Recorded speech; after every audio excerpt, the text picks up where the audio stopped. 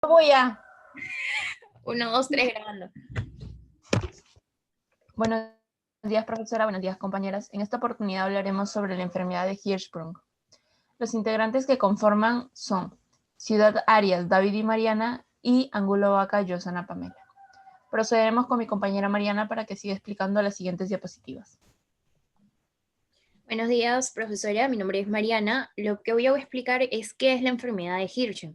La enfermedad de Hirschsprung es una enfermedad poco conocida en este medio, que es considerada una entidad congénica caracterizada básicamente por la ausencia de células ganglionares en el plexo mediastérico y en la submucosa Meissner. En este caso, lo que vemos aquí es una afectación en el intestino, básicamente en el recto, en el segmento del colon, donde no permite la evacuación de las heces. Esta, como ya lo había explicado, esta alteración produce una anormalidad de motilidad intestinal, manifestando la obstrucción intestinal, por ende no hay evacuación. En cuanto a la irrigación del colon, tenemos dos sistemas nerviosos, el sistema nervioso intrínseco y el sistema nervioso extrínseco. En cuanto al intrínseco, podríamos ver irrigación por dos plexos, el plexo entérico y el plexo mientérico. En cuanto al plexo entérico, este está constituido por el plexo submucoso sensitivo, en este caso plexo submucoso, perdón, y este ayuda a la sensibilidad del intestino. En cuanto al plexo mientérico, está constituido por el peristaltismo intestinal y este ayuda a la locomoción para que pueda haber una adecuada evacuación. En cuanto al sistema nervioso extrínseco, podremos ver dos fibras, la fibra parasimpática y la fibra simpática. En cuanto a la fibra parasimpática, vemos que está irrigado por el nervio vago y este va a activar el peristaltismo, o sea, la opción de locomoción. En cuanto a las fibras simpáticas, vemos que está inervado por la región torocolumbar y esta a su vez hace todo lo contrario. Esta inhibe la contracción intestinal en vez de ayudarla. En cuanto a la forma de acción, lo que vemos aquí es en esta enfermedad es que existe la falta de propagación de ondas de propulsión. En este caso, esto como vemos que el intestino no tiene estas ondas de propulsión, hay una relajación anormal, entonces vemos que el esfínter anal interno está obstruido y no tenemos esas ondas para que esas ondas de locomoción que hacen esto, básicamente se contraen y se dilatan. Y justo lo podemos ver en la imagen. En cuanto a la epidemiología, lo que vemos es que hay una incidencia de 1 a 5.000 nacidos vivos. La mayoría son hombres, entre el 70 y el 80% que presentan esta enfermedad son varones. El 10% son prematuros, se ven las incidencias en recién nacidos, en prematuros. No hay una alteración según razas. Y en cuanto a las características familiares, cuando tenemos un familiar que haya presentado esta enfermedad, tenemos el 25% de riesgo de que nazca un bebé con esta misma enfermedad, la enfermedad de Hirschsprung, o que nuestra descendencia tenga la presencia de esta enfermedad. En cuanto a los factores genéticos en pacientes féminas con aganglosis total del colon, que la gangliosis básicamente son las células que ya habíamos hablado al inicio, tenemos el síndrome de Swelser-Wilson, que es básicamente la delección del cromosoma 1046XX, que es de la mujer. Y en cuanto a los factores genéticos, pacientes, perdón, acá es en pacientes masculinos con gangliosis total del colon, vemos que tenemos tres genes, el gen RET, el gen EDNRB y el gen EDN3. En cuanto al gen de RET, tenemos al cromosoma 10, que es un cromosoma autosómico dominante. En cuanto al gen EDNRB, se presenta en el cromosoma 13. Perdón. Este gen quiere decir que es el que resecciona la endotelina B y es un autosómico recesivo. En cuanto al gen EDN3, que se da en el cromosoma 20, es en este caso, el receptor del gen de endotelina 3 y es un autosómico recesivo de la misma forma. En cuanto a las malformaciones asociadas, vemos que del 11 al 30% de la población presenta alguna enfermedad o síndrome asociado. Esto quiere decir, ¿y por qué lo hemos puesto? Porque la mayoría de personas que han presentado esta enfermedad o recién nacidos, siempre hay una malformación asociada o algún síndrome. Podríamos ver que el 10% de prematuros tienen una malformación asociada, ya sea urogenital, cardiovascular, digestiva o de defectos de extremidades.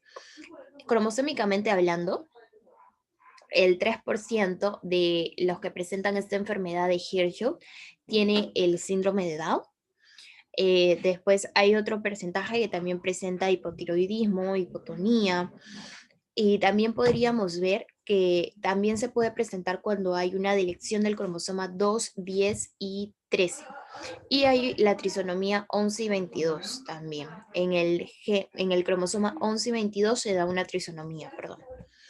En cuanto a la embriología, los factores genéticos incidirían sobre básicamente la proliferación, maduración, migración, apoptosis, que es como normalmente se debería comportar una célula. Pero eso no sucede en esta enfermedad. Lo que podríamos ver aquí, que esta enfermedad se da el desarrollo entre la cuarta y 12 semanas, donde se va a desarrollar todo el intestino. Todo el intestino.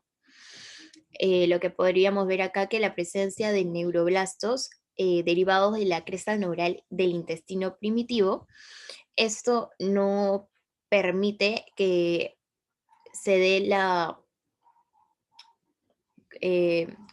formación, en este caso, o la presencia de las células ganglionares. En cuanto a la migración craneocaudal intramuscular, que también se ve aquí, esto tampoco permite que se dé la presencia de estas células.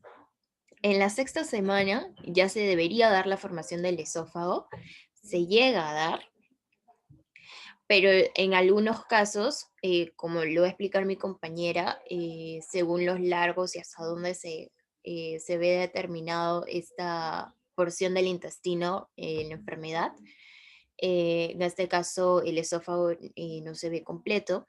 Después en la octava semana también tenemos la formación del colon transverso y en la 12ª semana se da la formación del recto. Se dice también que las alteraciones moleculares de la matriz extracelular de la pared intestinal impedirían que las células granulonales se destruyan por fenómenos inmunitarios. Esto quiere decir que según las alteraciones de la matriz extracelular, impiden muchas veces tanto por el sistema inmunológico que se dé la apoptosis, que es normal en una célula, pero en este caso no se da y presentamos esta enfermedad. En cuanto a la migración neural, tenemos que se da la detención por las células ganglionales, como ya le había explicado, y por el síndrome de Schweitzer-Wilson en mujeres. Y en cuanto a la falla en maduración, se da la displasia, segundo, se da la displasia neuronal intestinal. Esto se da en cuanto a la falla de maduración. Bueno, eso sería todo conmigo. Ahora mi compañera Yusana va a terminar la exposición y les va a explicar lo que sigue. Ahora hablaremos sobre el nivel de detección ganglionar.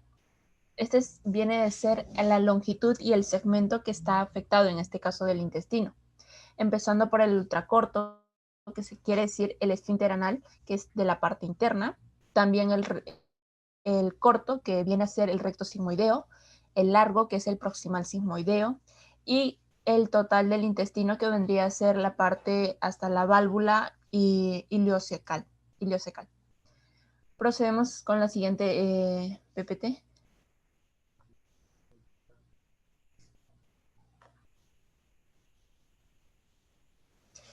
Para observar nosotros en el cuadro clínico, como observamos en las imágenes, este es un recién nacido, lactante. Hay un retardo de la expulsión del meconio. Este quiere decir que son antes de las 24 horas de vida. Y hay una distensión abdominal, como podemos observar en la imagen. La parte del abdomen está mucho más hinchado y en una distensión que es anormal. También presenta vómitos biliosos. En la etapa de preescolar, los niños llegan a padecer de estreñimiento crónico debido a la obstrucción que hay en el intestino.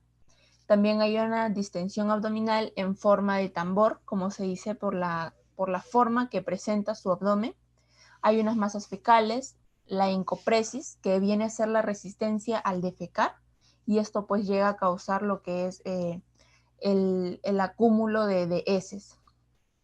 El meteorismo, también la anorexia y la caquexia, y la hipoproteinemia y anemia.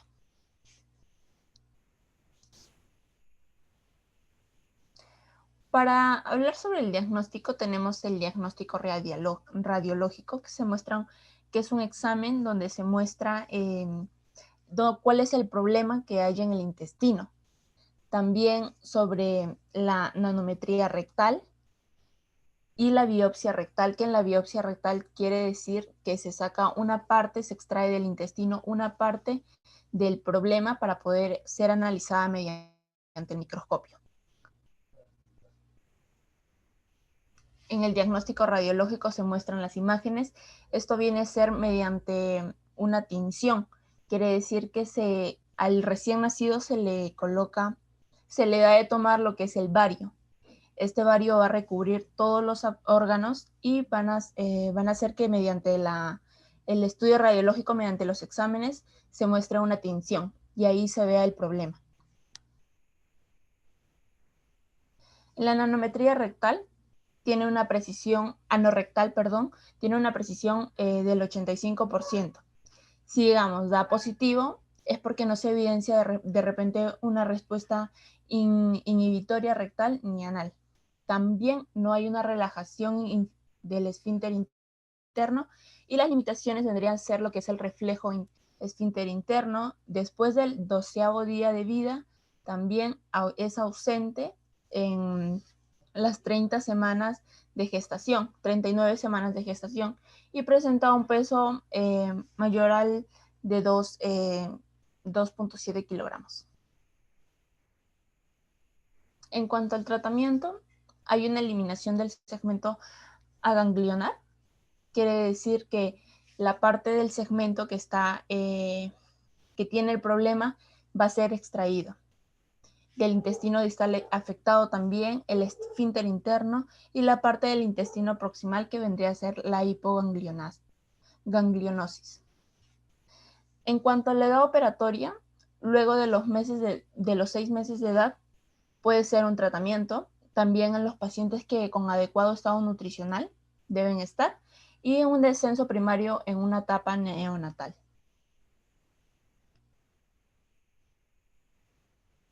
Esto sería todo. Muchas gracias.